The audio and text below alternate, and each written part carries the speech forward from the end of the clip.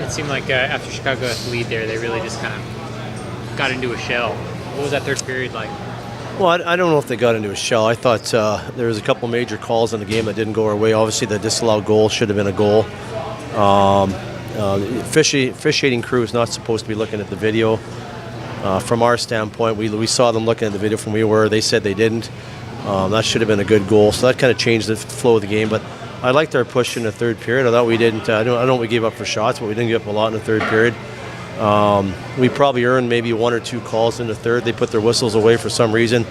They seemed to be a little trigger happy in the first period, but I thought we deserved a better fate. Other guys worked hard for the thin group that we had. A lot of guys stepped up and laid it on the line tonight. When you take four of your top four scorers out of your lineup, it's tough to create offense. So, but for us tonight, it was a tough loss because our guys battled so hard, and I thought we deserved a better fate. Chicago played last night. I didn't think they looked tired or anything, but they're a very good hockey club, and I thought for the group that we had, I thought we gave them a pretty good test tonight. You talk a little bit about the disallowed goal, the Burge. They're basically on top of them. Well, he got cross-checked in on that. So my explanation to the referee was, if it's a disallowed goal, why isn't there a penalty called on the play on the cross-check? And if there's no penalty called, then it should be a allowed goal. There was no sign on the ice, and he didn't wave it off or he didn't rule the goal.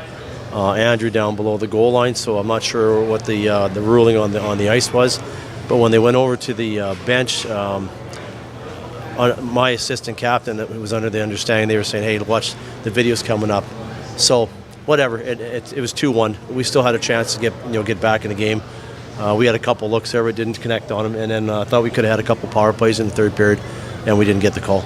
So the whistles in the third period you mentioned, kind of feel like a playoff game where maybe they don't want to swing it. Every game down the stretch now is a playoff game, but it doesn't mean the whistles are put away. For teams working hard for a call, you got to reward them when they're putting the work in, and then that's what frustrates a team is, we had to keep the game close tonight to have a chance, and I thought we did that. We got it. It was 1-1. They got a power play goal, and the call on the goal on the penalty I thought was a horrible call. It was a counter bump in the corner. Their bench yelled. Referee got intimidated, made the call.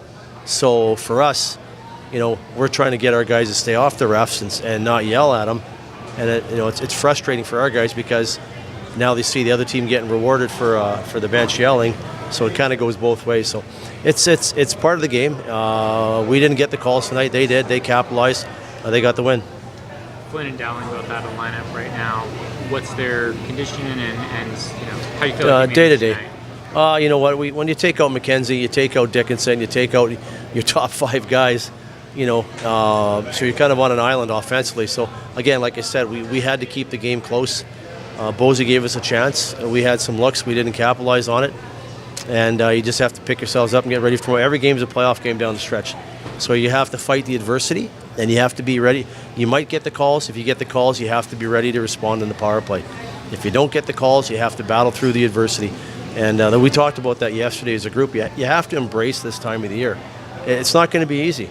We understand that. So you have to work for what you get, and you have to embrace what you're doing. And third of all, you have to have fun. Enjoy the ride here, right?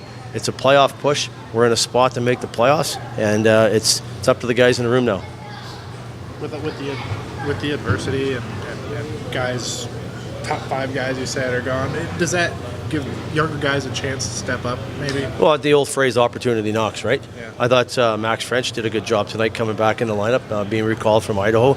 Tomorrow we're going to put Steve McParland in, see what he looks like. So opportunities knocking for some of these guys. I thought Drysy stepped up tonight. I thought Sam LaBerge played a real good game. And, they're not high offensive guys, but at the end of the day, they played a solid game. They defended well. They were physical, and they did exactly what we asked. So if I knew they were high-end offensive guys, they'd probably move up on the top six. But right now we have to manufacture goals, and the way to do that is getting pucks in net. I thought those guys did a good job tonight. Thanks a lot. All right, thanks, guys.